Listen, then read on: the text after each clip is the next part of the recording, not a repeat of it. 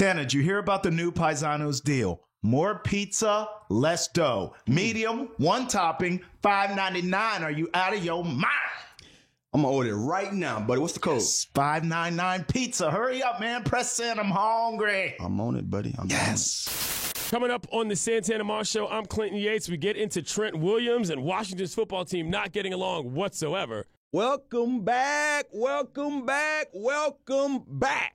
The preseason is over, and the Eagles are on the ticker. Also, Zeke signed with the Cowboys. Jared Goff signed with the Rams. What's going to happen in the NFL? And is Tom Brady going to stand a whole season? Oh, my God. Taking L's. I'm going to tell a story about me almost taking the L, something like what Tennessee did. And the Santana Moss Show starts now. Right now. Santana Moss Show. Number 89. Hustle all the time. Travis on the right. Hot mic on the left. Every single week, it's a lyrical fact.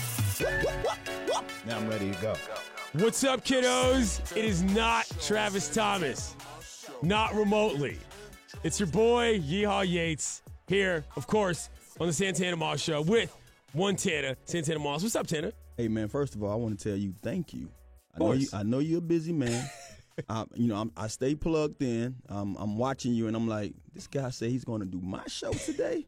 Look, I can't be more happy, so I want to tell you thank you, man. All right, I appreciate that. You're very welcome. I'm just glad I was here. You know what I'm saying? Normally I'm between different places, and NFL season is just starting. We're going to get into that. Going to also run down what's happening with the Skins-Eagles game this weekend. Just recapping also the other NFL stuff. But, I mean, look, I'm just happy to be here. Travis, shouts to Travis. I've been to this show before. I know how hard y'all work. And I said, hey, I'll get up a little early in the morning to come to the studio, talk to Tanner. Let's do this. What's up? So, week one of the NFL. Let's more generally start with a feeling that as an NFL player, I wonder about.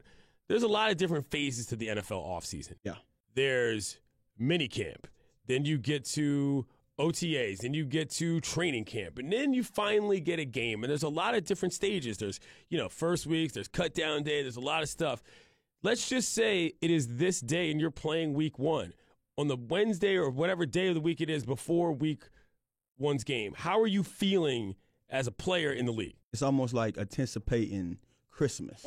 You almost, if you're a kid and you saying Sunday is Christmas for me, so Wednesday is just that close. That's the first day of preparation. First of all, you go through the last preseason game and you have your cut downs. You make the roster, whether you're a guy who don't have to worry about it or not. You're still looking forward to the day because now you want to see who your brethren is, who the guys you're going to go out there and go to war with. Regardless of who you've been through camp with, you're saying, okay, these last guys, the 53, are the guys I'm going to see every day, hopefully.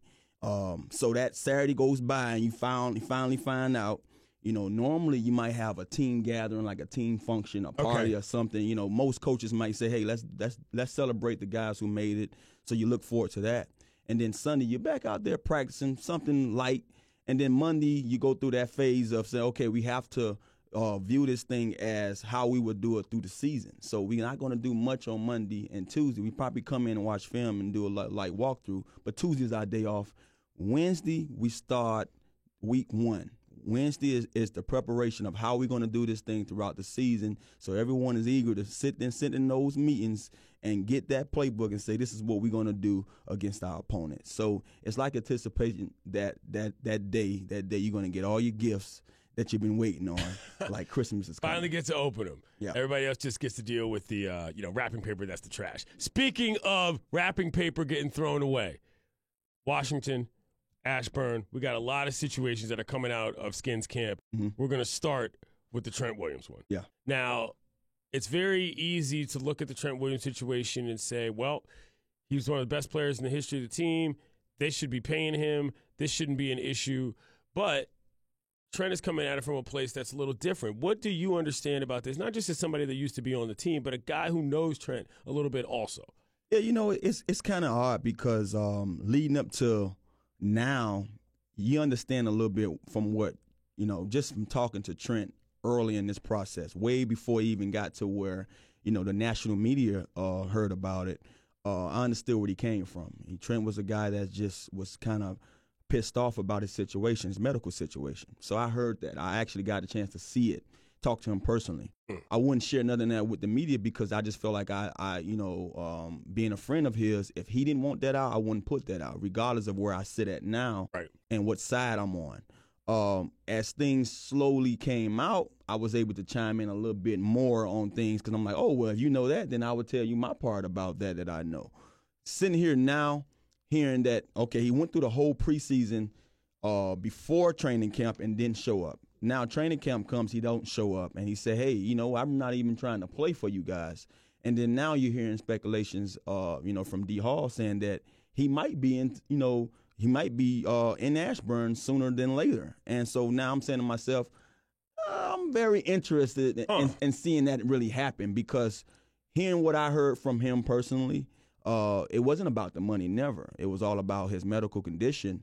And then when you heard the little snippet saying that, it was someone allegedly said that Bruce said, tell me who to fire. That's a weird situation. That's so weird. Yeah. I don't believe that. So, I understand how this thing goes. It's way bigger than us as players. Right. That's one of the reasons why I handled my last year the way I handled it because I knew I couldn't win. I'm not going to go out being the guy that's, bitter and saying I should. No, it's bigger than me.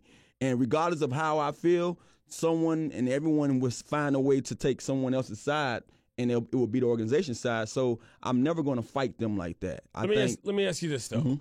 Because the thing that is most central to this discussion for me with Trent and the team is it's not even the specificity of the guys. Yeah. It's that when you don't trust your team anymore with your body, how do you continue? Yeah. You know what I mean? And that's what I'm wondering from your standpoint, having gone through injuries in your career, did you ever reach a point where you thought to yourself, I don't know that I believe them. And if I don't, how can I ever trust them again with my body? We all individuals and we all professionals. One of the things I would say to that is since I got here in 2005, I can say from 2006 to 2014, I can't say I necessarily didn't trust them, but I always had someone else to go to anyway. So if you look at how I handle things, you would say, Tanner, don't trust them. But pretty much I've been through something that allowed me to say, hey, it's best to have my own people. You did your homework. Exactly. So those 4 years in New York, I learned. I grew up. I understood that, hey, I had a knee injury out the gate. Regardless of how I felt about it as a young 21, 22-year-old, I think that built me and helped me understand what I have to do to be a professional, what I have to do to be the guy who I end up being. And you have to take things under your own consideration and say, hey, regardless of what these guys here for, it's a bunch of guys they have to see through. Right. I need my own guys. You watch Antonio Brown, Hard Knocks. That was I love Hard Knocks, how they dove into Antonio Brown and showing the things that he did away from the team. When you're that mega superstar individual as a Trent Williams, a Antonio Brown, the guys who they rely on the most, the guys who are the best, you have to put the money into having your own team anyway. Right. Else you're not doing right by yourself. Screw what those guys are doing in that facility. Not saying screw them, personally, but hey, I understand that I'm not your only obligation. It's other guys you have to see to. So therefore, I should spend my money to get the guys that I have to go to or that's going to protect me and have me at their best interest. Do you think Trent ultimately comes back? I mean, if I were just, I don't know, if you're to say, gun to your head, so to speak, do you think he plays this season for Washington? Like I said, I'm scratching my head now to see if what D. Hall says is going to happen is going to really happen, because what I saw and what I witnessed in the discussions I had, I just saw a guy that was he made his mind up. He was really saying, hey, you know what, Tanner, I played my last downs here unless this and that happened, and that's why I said I sat back to myself and just held everything in and say, when he comes forward and say what he has to say, then I will feel better by saying, okay, yeah, I heard this. And if that's the way Trent Williams goes out with this franchise, I will not be happy. You know what I mean? Just you and me both. In general, it's one thing the football, there's another thing the football player, and there's another thing the football fan. Trent and the fans had a great relationship. Something involving the franchise is what gets involved, and the fans being able to honor him on the way out as they should. That's a problem. All right, so let's get to some of these positions. No doubt. Because, like I said, this team was not very good last year. Mm-hmm. This team was not very good largely because they didn't have two of their best players, which were Geis and eventually Alex Smith. Yeah. those two injuries have created position battles that are interesting now. We'll start with the running back.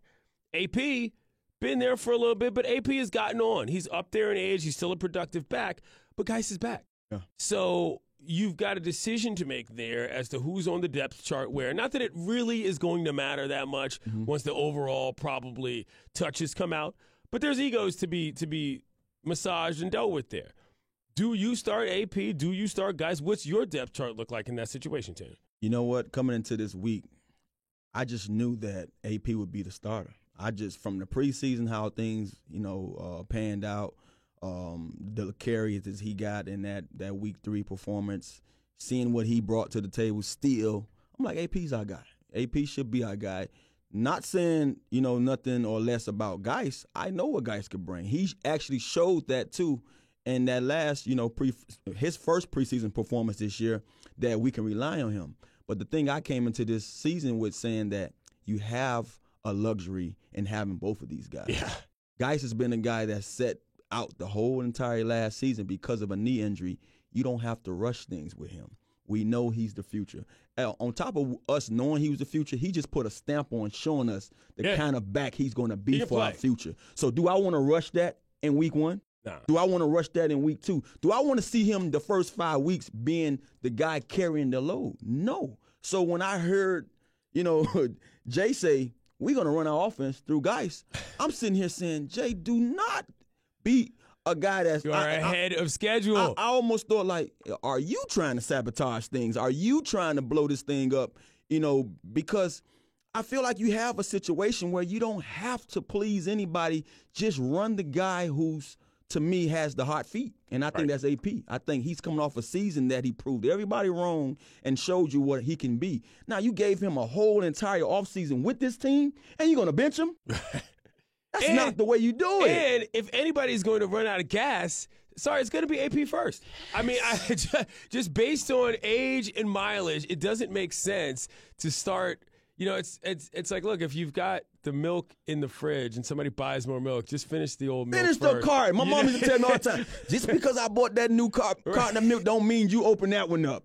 That old one finish them. Exactly. So finish the garden. That's what AP Lord, is. have mercy, man. And it's also, you run on one risk of upsetting him. My God. Why would you want to do that? Forget run the risk. It's a done deal. It's a done deal. You was up. What I just read this morning, I knew we was going to talk about this. So I had, I had to do my research. Right. I'm still trying to get like you guys and be honed in on everything. I did my research, and something came up and said, Jay Gruden wanted to cut AP? Let me tap into this. Click. And I'm click. reading, and they say Jay Gruden didn't want to have to deal with AP being a guy that's in his ear on the sideline, not being appreciated, and wanting his more carries. So you mean to tell me, just because you wanted to go out and say, I'm going to start this car that we had to put, in the garage all last year, now it's back. I shined his tires up a little bit. He hasn't been touched. No one has rode him but once. Now I want to ride him come week 1 just to put the car that brought you to the point that we are today and make him mad. So, Smells like your boy. That's why I'm sitting where I'm sitting at. I'm not the head coach. I don't run a team. I don't have a franchise in my hands. And I just hope that what Jay Gruden, and because I think highly of Jay Gruden. Like, even though I wasn't a guy that he's in a tough spot, though. Yeah, he's in a ridiculous spot when it comes to all the different things that's going on around him with the Trent, with the quarterbacks, with the running backs, and just the offensive line alone. I feel for him, but to me, I think that was a no-brainer. Yeah. That's a no-brainer. But you brought up the quarterbacks. Let's get to the quarterbacks. Yeah. This is ultimately the bigger issue, quite frankly. Two guys who want to run the football, both being available to run the football, who are the best two options you got. Different issue in terms of man management. Quarterbacks, however, it's all up in the air as far as I'm concerned. Yeah. Smith goes out. Smith's not coming back anytime soon. If you ask me my personal opinion, I don't think he's ever going to play in the NFL again, and that's too bad. But what we are dealing with right now,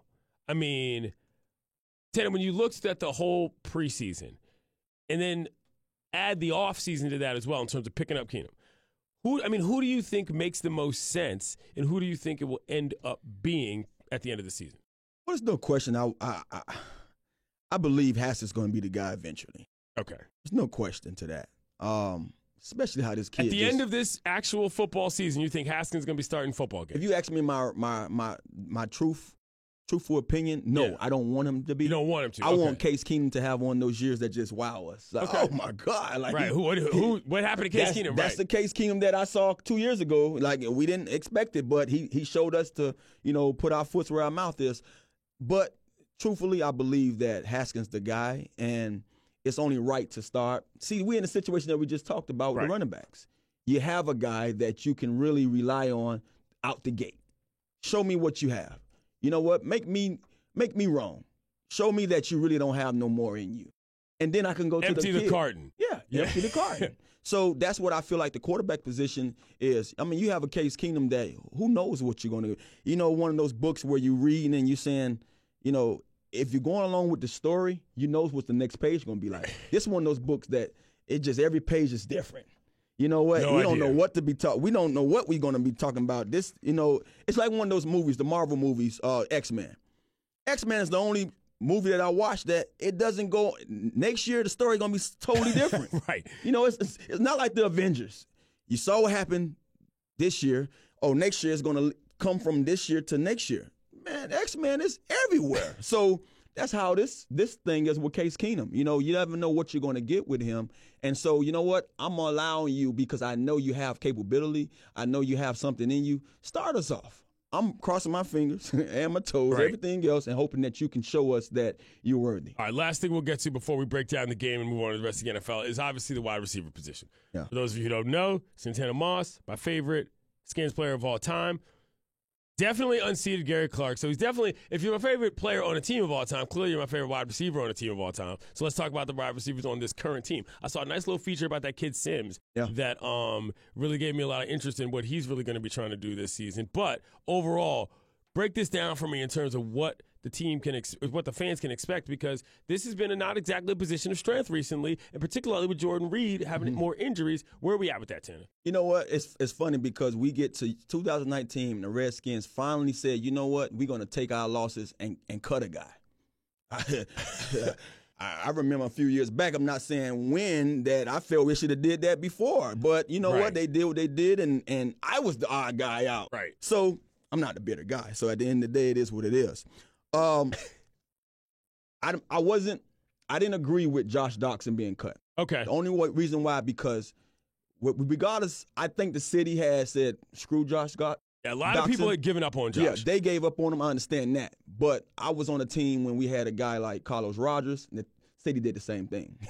Carlos Rogers was a great defensive back. He showed you that when he left here and went to a Pro Bowl. Yeah. I always believed in him. Yeah. I said, man, this guy is better than what people view him as. It's the situations he's in and a couple of picks here and there that he dropped that could have been game changers. Josh Doctson is in the same seat. You look at the opportunities. I heard a quote saying, look at all the receivers. All have sucked. So why is it he's to blame? Because you're a first rounder. Because they expect more. I've been there. I've been a guy like that in New York. It only lasts 1 year. Thankfully, unfortunately, I was able to put that behind me and ride off into the sunset. So when I look at Josh Doctson's situation, you paid him. You already said he's not coming back on his fifth-year option. Play him this last season. But now you're going to the first game, week 1, with a group of freshmen. I'm going to say freshmen because these guys are straight out of college, so they all freshmen all over again. They're rookies. You have to deal with one veteran as a receiver in Paul Richardson.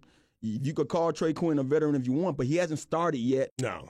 Out the gate yet, and to me, he hasn't shown me that he can be the slot receiver that we want. So he still has to prove himself to me. So I see a room full of potential.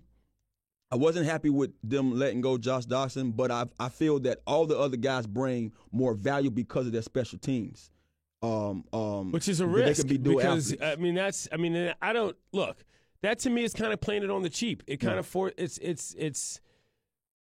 You don't have to make a decision if you cut the best guy and just say, well, it's all wide open. That's what the offseason's for. Yeah. That's what the preseason is for. You got to, I don't know. Look, I don't think Doctson was going to be the guy, but I agree he should have stayed because he was still ultimately the best option. Yeah. He's the best player as a wide receiver on the field. So. He was going to be the guy besides Paul Richardson that had more snaps, especially as a Redskin. Yeah. So you mean to tell me you're going to say, okay, I think highly of Paul Richardson. We just couldn't see him last year do his thing because of his injury. But I know he's a guy that he doesn't care about going across the middle. He can beat you deep. But now you have a guy, Terry McLaurin, that you're going to put all this pressure on. I don't care how good you is.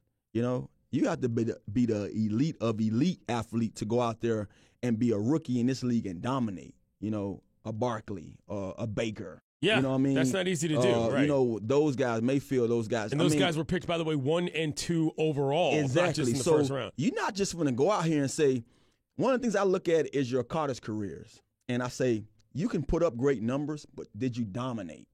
Did you go out there and it was one of those things where the opposing team said, this guy here has to be stopped.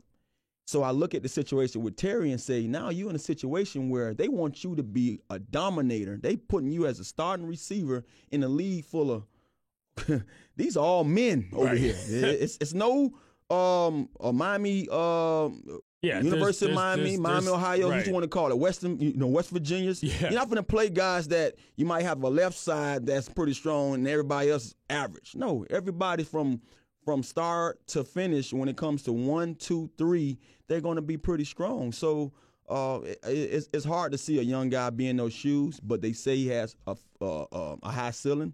So I'm waiting to see it. But I think the room is filled with potential, and week 1, they're going to be put to the test. Speaking of week 1, that's what we got. Eagles, Skins. This is going to be, I'll give my opinions on this later, or at least in a second. I mean, what do you see this matchup looking like? The Eagles are a good football team. Eagles are not necessarily a great football team. The Eagles are a very good football team. They asked me who I'm picking for as a favorite in this division on NBC Sports. Okay. And I said the Eagles. Yeah. I say in this division, I understand what the Cowboys have been doing, and I think they have a lot of potential too, especially now with the signing of Zeke, because I think he ran everything over there when it comes to their offense alone. But I put the Eagles in front of everybody because if Wentz can be half of what he was a couple of years ago before the injuries and be injury-free, they have a chance. They have I mean, you're talking to go to the distance. Go the distance. They have a chance. One of the questions is always going to be Wentz. And I think when it comes to how they built their team, their dark horses a couple of years ago was the secondary. A bunch of no-names. Malcolm Jenkins was the only guy that you knew. And the only reason why they was so good because the guys up front. Yeah. And I've been saying this, if you can go back and quote me, I've been saying, they ask me all the time, who is the toughest defensive back you ever faced? I said, the team that had the toughest front seven. I say, so you can put anybody in defensive back or corner, whatever you want to call it, and I had the toughest outing with him if he had a great front seven. Because if my quarterback can't get the ball to me on time and when I'm open, then I'm locked down. So these guys was, to me, the secondary showed up the last 2 years because of that front seven, and these guys are back. They're replacing guys and still have Fletcher Cox. When I hear Fletcher Cox's name alone, when it comes to the Redskins, I'm like, oh, we doomed. But coming into this game, I'm hearing he has a little foot injury, so I'm hoping that he's not 100% because this guy alone has been a nightmare for us the last, 3 outings that we faced these guys. The game on the road as well, 1 o'clock start. I honestly think Washington gets blown out. I think they lose this game. They have them now as a 9.5. 9.5. Losing by 9.5. I mean, if they are within 2 touchdowns, I will be surprised. Simply because their offense hasn't shown me anything that makes me believe they can put points on the board. Yeah. I mean, Haskins comes in, does a nice couple plays against the 2s and 3s, but ultimately they weren't. There was no point in the preseason where I thought, bang, that's what it looks like. Yeah. You know what I mean? Because you don't need that to happen more than once. The Raiders had a game like that, where the Raiders put up a ton of points, but when you saw it, you knew what you were looking at. That hasn't really happened in this case for the Burgundy and Gold. And that's not to say it can't, but if you don't even really know what you're looking at the top end of your product, I'm surely not going to believe it's just going to show up in week 1. I'm going to put my betting hat on, and I'm going to say the last 3 outings these guys matched up, the Eagles beat them by more than 10. And so coming into this week 1 with a bunch of first-timers, when I say first-timers, first-time starting quarterback, your whole left side of your offensive line, first-timers as a Redskin. You have your wide receivers, a first-time starter. Your running back is going to be Geis, a first-time starter. So you have an offense full with first-timers, and you think you're going to probably go – look, I'm a Redskin, so quote me on that. But when it comes to being a realist, I would tell you I don't see us going in there and dominate this team. Now, the only way we can, if Case Keenum go out there and have a game like I want Case Keenum to have.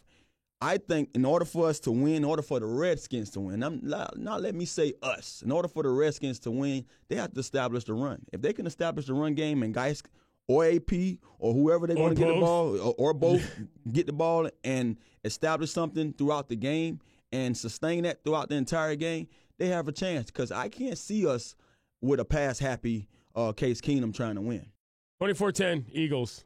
Garbage time. Touchdown, but the field goal will come at the end of the half. Oh, man, I need to bet that. Just saying. I'm this is going to be the game where the highlights come last on Sunday because there'll be 2 touchdowns in the Eagles and the rest of the games will be. You got to think, too, Wentz has D-Jacks. Right. and the team is good. I've been on the other side when he faced us, and it never been pleasant. So, no, we're not revisiting that. We're not revisiting that game. Let me cover my eyes now. That was. I'll never forget that. I hope he's not in that form because if he's in that form, then we have a long one in store for us. Santana Moss Show. I'm Clinton Yates, by the way, filling in for Travis. If you're wondering why a sexier, funnier, more knowledgeable man is sitting in for Travis, well, now you know. Turn on your TVs, kiddos. It's me. I'm joking. Travis, we love you. I'm messing around. All right. Now, a couple big news things that dropped in the NFL as well. Zeke. Yeah. That's the situation. Zeke Elliott signs a deal, $90 million over 6, $108 over 8. If we really want to talk about the non-guaranteed, yada, yada, I'll tell you all this. Personally, my actual interest in the NFL stops at contract talk just because it gets so complicated. It does. And it means so many different things. For as much as I like football and I like the players, contract talk, it feels like homework. Yeah. And it glazes over you. However, you're a guy that's obviously dealt with that.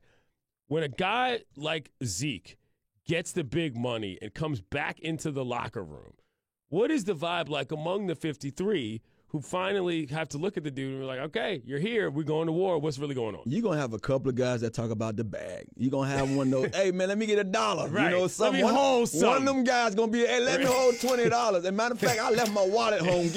Let me hold $5 right now. I might leave my wallet at home all week, as a matter of fact. But in all, those guys are just happy to see him because they know what he brings to the team. They know what time it is, knowing that Zeke is back. Hey, the Cowboys, I don't think they had a doubt in their mind, regardless if Zeke was there or not, that he wasn't going to be a part of that team. So I know every player in the locker room like, oh, it's time to ball. And just knowing the guy that he is. He wasn't in Cabo drinking tequila and having shots. Like I would have been doing. He was in Cabo getting it in. And, you know, I heard this morning watching it on, I think it was one of those spots on ESPN. Yep. His dad was on, and his dad said, look, he's in his best shape of his career. So I'm eager to see that. The thing that I say about this, that I hate the fact that screw this first week. We see this guy next week. Yeah. So regardless if he's not informed this week, that's true. By next week, he's going to be on the schedule. Week 2, he's going to be getting 20-plus carries and probably be in rare form. So I'm all happy for the guy getting his money because I've never been a guy that worried about a guy's bag or pockets. I think every guy deserves it because once you're here on this level, we go through a heap of crap. And folks don't understand it. That's why I hate the guys on the outside who's fans or who pretend to be and say, you don't need that. You don't understand what we need. I understand that we are millionaires and we are paid, but there's a lot of other stuff that we grow through. So I'm happy because a few years from now, those running backs are going to be getting less. And those guys that's sitting in this seat that he was in, they deserve to get it now. I'm glad he did that. A la Gordon, he's waiting for his, and he understands the process. But that's not in his favor. He's a guy that's been injured a few times, and his team feel that they don't need him. His team might be right, though, and that's the other problem. There's some people that believe the collective bargaining agreement should actually be different for running backs because of that exact reason. But that's a whole other discussion. Jared Goff also signed a bunch of money for the L.A. Rams. I mean, a lot of people know they went to the Super Bowl. Young kid, Sean McVay, former Washington coach, who's thus now moved out and is flourishing in L.A., that's a big amount of money for him, too, for a kid who's not really necessarily thrived that much when his best players went around him. I say that it's a reasonable risk/investment. What do you think about the Rams locking up Goff, especially after what they did last year with Gurley that some people think they regret? Yeah, you know what? One of those things I think of, and just hearing folks say, well, he wasn't half of that when he had the other coach. And since Sean came in, he was a better quarterback. I look at it like this. It's a quarterback out there that I would have loved to play with. And when I look at him, he was a Cowboy, Romo. Everyone had so much to talk about with Romo or what he didn't do. One of the things I used to always say, Romo don't play defense. If you look at what his receivers are doing, you had a guy in Dez Bryant that wasn't separating from nobody. Now, was he a hell of a receiver? Yes, he was a beast. But Romo found a way to get you the ball in the spot where only you can catch it. I look at Goff. Half of the times, and you have to understand this, regardless of who you are as a receiver in this league, those guys on the other side get paid They're a trying whole to stop heap of you. money, too, to Yeah. stop you. So you're not going to always have that much separation. Some of the time, the quarterback has to put you in a situation where you can make a play on the ball before that guy does. And I look at Goff as one of those kind of quarterbacks. Okay. I saw a lot of plays last year where he made the receivers better just by the placement of the ball. So that allowed me to believe that he's not just a system guy. He's a guy that, yes, the system made him better, which as a receiver, you want your quarterback to There's make nothing you better. wrong with being a system quarterback Exactly. if your system rocks. But that's the whole point. As long as you go out there and be that guy in Right. that system too, that's same. So I hate hearing guys talk about what a guy deserves or what he shouldn't deserve. He also took him to the Super Bowl. Look, the coach can't go out there and play the game. You have to do that. You have to make those guys great on the outside. You have to lead the team, and as well as having a defense that can stop teams from putting up more points than you. So I'm happy that he got his money. When it comes to those quarterbacks, I don't know who deserves more or not because you have a They Kirk, always go you have up, a Kirk yeah. Cousins that went out there and got a whole heap of money, and everyone said he didn't deserve that. So I feel like you're as good as your last performance or your last year, and those guys are getting the money that's deserved because of what they did the previous year. Yeah. And I feel like it was worthy. Super Bowl team. Makes sense. Young guy. All right, couple more games. Let's just quick. You know what? Tell me this. Which of these games are you looking forward to the most? We got Falcons, Vikes. We got Rams, Panthers.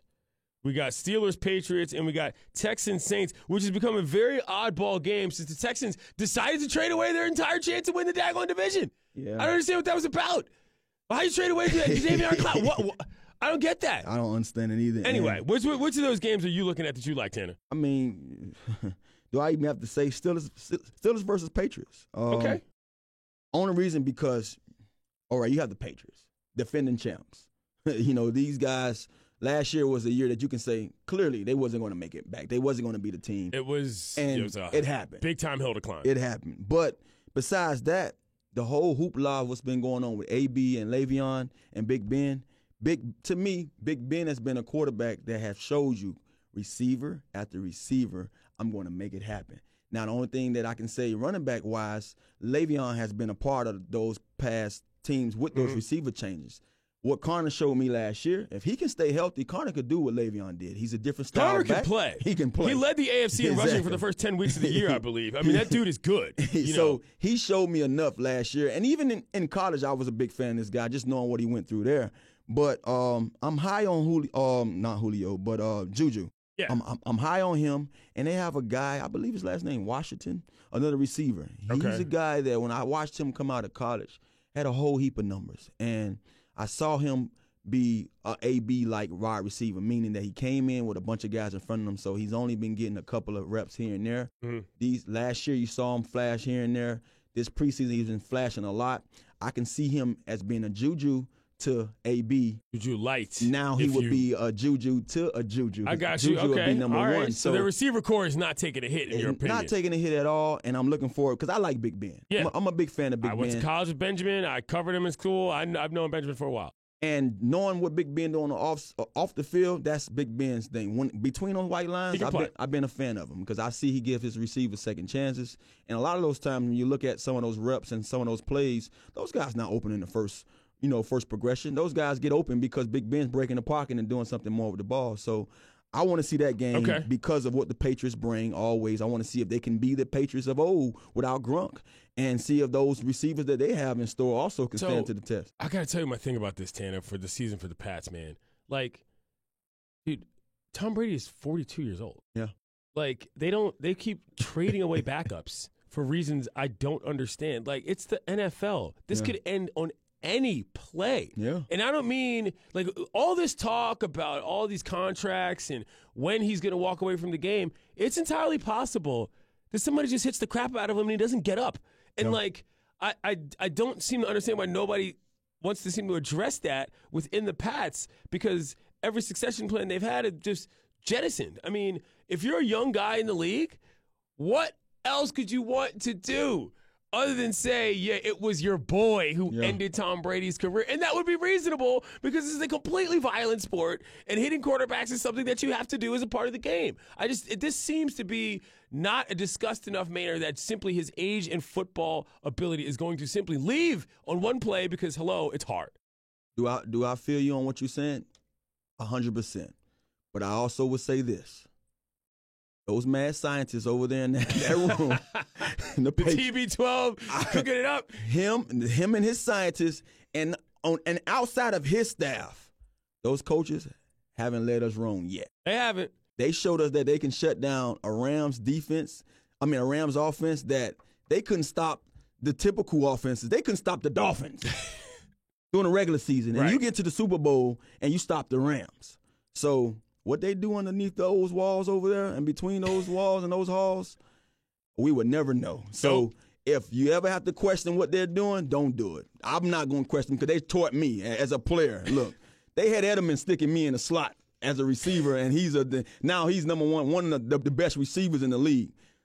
They showed me they can make anything happen. Anything is possible over there in the Pats world. So if they have a backup that's behind Brady they believe in, I'm waiting to see him flourish because obviously he might be the next best thing. All right, that's the NFL. We're gonna move to taking L's right now, which takes us to the college game then elsewhere.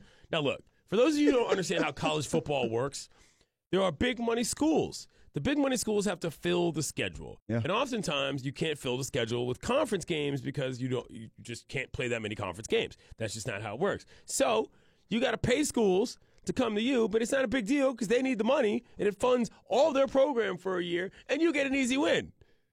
Unless you don't win. And Tennessee paid Georgia State like $500,000 or even more, and then promptly lost to them at home. Now, obviously you played in money games in college, and you knew guys who probably played on the other side of them as well. Has anything like this ever happened where you thought, I'm about to take a massive L as a serious member of the college football community against these dudes who are never going to play again? Let me take you back to 2000. This is where you do the dream sequence, by the way, in the video. The University of Miami is riding high. We only lost one game this year. We lost it to Washington, at Washington, where we took these guys lightly. And we beat Florida State. So we're still riding high because we have a chance to go into the Orange Bowl. Swagging. And we're home on this particular night. I believe it was October 28th. I believe, just maybe. A couple of days before Halloween, and we faced Louisiana State. We call them Louisiana Tech, whatever you want to call them. We call them La Tech. Yeah. That's what we call them, La Tech. And these guys came in with no chance. And we found ourselves in a dogfight. I believe we beat these guys 42-31. That's a close game. And guess that's a high-scoring game. Guess how we won this game? I ran a punt back for a touchdown, and I ran a reverse for a touchdown. You take those two touchdowns away. It's a loss. So, yeah. By the way, you see how he snuck in the humble brag? He's like, I got 2 TDs in that game. Come on, it's only right. It's my show. That's why it's called the Santana Moss Show. I was just about to say. But honestly, man, so when I saw this take place the other night, I also remember watching Appalachian State, I believe, beat someone a couple years ago. They beat Michigan, yeah. They blocked a kick. That was crazy. Teams find themselves in these fights and these situations only because they take these teams lightly. Regardless of how much money you spent just to play these guys, you can't walk into any fight and take a guy lightly because all the rules go out the door. If I'm fighting you, I don't care about how many times I punch you. I just need you to be laying on the ground when I walk away. Or I just need to knock the fight out of you. And La Tech showed us that we could knock the fight out until we, till old Tanner got on there. Fortunately, the old 6 Big showed 6. up. That's funny. Dude, no, because this was a crazy situation, too, because people, look, tennis, this is the first game of the year. You're talking about at the end of the year. Yeah. That's a different story because you can find the gear. You're right. This has arguably ruined Tennessee's season. Tennessee's season had hopes. People thought they were going to sneak around the chicken coop in the SEC and all this other noise. Nah, B, you can't even beat Georgia State. People don't even know where Georgia State is. It's in Atlanta. Yeah. Home of the Panthers. My boys went there. You know how many texts I got? That's great. Saturday. I tell you ATL, hope. So many of those. Just people going They nuts. need to bring Manning back in there. He need to coach up the staff again. I saw a segment on one of these shows where Peyton went in there and basically coached the coaches. So you need to get them back in those offices, man. Last L, nearly taken. USA Basketball, Turkey, World Cup. This thing goes to overtime. Overtime because what do they always say at the end of basketball games? Make your free throws. Mm-hmm. Both teams, free throw disasters. This thing ends up going to overtime because of a bad foul. Jason Tatum can't even get all 3 of the shots. Yeah. So they go to OT. Turkey blows it in OT. They blow it. You know, look, I don't know how you feel about USA Basketball. I don't really mind the fact that they don't bring all the best players. It adds a little competition. To me, it's a developmental thing as much as it is a dominance thing. Do you think you're going to see the U.S. win this World Cup, or do you think they're going to take it out? I'm going to tell you how much I care about it. I haven't even been paying attention to it, honestly. And it's not because of the guys who are playing. I feel like, it was time for a new group of guys to take over this league. You've been hearing for so many years, the Wades, the LeBrons, the Melos, all these guys, now those guys are saying, hey, we the senior citizens of the league. Right. You know what I mean? Elder statesmen. Let the young guys come now and make a name for themselves. You've been hearing guys like Tatum. You've been hearing all these guys, making their splashes on this league in this new era of basketball. So it's only right for them to have these opportunities to go out there and really put their stamp on the game. Now, when it comes to these close games, they deserve it. They need it. They need to makes know you a better player. Exactly. They need to go through times like this because I believe it's going to be a team out there that beat them. I honestly do. I think that in order for these guys to really know what it feels like, they have to lose. And this is the best team you can say lose. I didn't want to see a team with LeBron and Wade or any of those big name guys take a L. You're not trying to see the Banana Boat boys lose. It's only right for these guys to take one because they're supposed to be the next guys up. And in order for you to be the next guys up, you have to dominate and also feel defeat. And in order for you to feel that, you have to take it. I'd rather you feel it outside instead of then going out there and saying, hey, I felt defeat in a championship series or something like that. Experience it now with the USA guys, with the team, with a bunch of guys that's just makeshift team that say, hey, I'm a fan of you, and it's a made-up team. You experience that now, then you have a chance to go into your season and know what it feels like. But Tanner, look, Skins Eagles, this is all we got. What? Tell me, you got the new gig going on. What are your Sunday responsibilities these days, Mr. Superstar? Well, besides hosting this lovely pod, I would always say, man, with people not named Travis Thomas. I'm joking.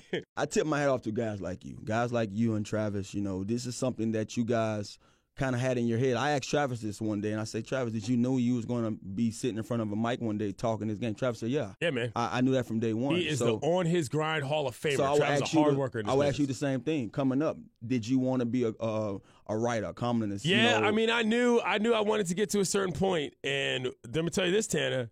When I got there, I was like, well, what's next? So when you get out there, you know what I mean? So when you're interested. Speaking on me, I'm still a player. I'm a player. I'm only here because I can give you my perspective as a player. I would never want to fill you guys' shoes because I tip my hat off to you guys. Because I think everything comes in time. You're right. And I watched many guys for years be Mitch, Doc Walker, all these guys that was former Skins that was in those shoes doing what I'm doing now. So I'm happy to be a part of it. I see every year I grow. One of the reasons why I got this podcast because this was reps for me. Yep, this was a time for me to sit back and get reps. And, thanks to Oscar and me and him sitting down brainstorming, he allowed me to be a part of this. And I feel that it's only right for me to be taking the strides that I'm taking. So this year, you will see me pregame and postgame of each Redskins game. So I'm looking forward to that on NBC Sports. Dang. It's new for me. It's a seat that I've been looking forward to being in, and I'm taking it head first, man. I want to be good at it, so that's why I do a lot of studying That's and do the all key. the things I do. You want to be good at it. Yeah. You know how many athletes I meet who walk into the room thinking they're already good at something. It's not easy. Just because you can run a route doesn't mean that you can read a teleprompter. Exactly. Understand that. What's the gear situation going to be? I always talk about clothes. Are we going full suits? Is there game day gear? How dipped is the drip going to be from So Canada? I'm a guy that don't like suits. I don't like suits either, so we're in accordance on that. But due to the fact that I've had to put them on and started getting the ones that custom fit me, I'm like, man, I got my Ghost look going on, man. I had someone give me a little comment, say, you're looking like Ghost over there in the suit. So power, yeah. So I was feeling myself a little bit. Okay. But what I would do, I would switch it up. I'm going to go blazer sometime and put on my slacks and put on my designer shoes at times because I have to, keep it urban. Listen, man. I'm an urban guy. I like to live that life. I like to still be able to say, you know what, I can be fly as well as being, go back to my urban side. Right. So I think at home games, I would probably, switch it up a little bit. You can get a little fresher on home games. Suit one game, slacks and blazer one game. This is very important to me, though. I get too many tweets about what I wear on television in studio, to not ask you. In studio, I'm suited and booted. Okay, very well. That's a good strategy, man. Because look, and not to get too far into industry talk here, but what you wear matters. Yeah. People look at you and they identify you based on a certain kind of thing. And there might be young kids who don't know who Santana Moss is, for lack of a better term. Yeah. And they're going to see you and be like, oh, who's that guy? Yeah. If you're dressed in a way that maybe makes them a little bit more, visible to you. Or, because look, some people like different things. And so I'm just saying, don't be one of those dudes that gets caught up in a suit box. I can't. There's no need to do that. Can't do it. Travis knows that. I know that. Everybody should know that. Young kids out there, now you know that. The more you know. All right, man. Thank you, brother. Thank you. We got to do one of these at my barbershop sometime. Hey, you, me, and Travis. That would be tight. Let's do it. Oscar, remote. Think about it. I'm Clinton Yates. He's Santana Moss. Travis, thank you. I can't fill your seat, but I can try. It's a Santana Moss show. Number 89, hustle all the time. Travis on the right, hot mic on the left. Every single week, it's a lyrical theft. Now I'm ready to go. Santana Moss show.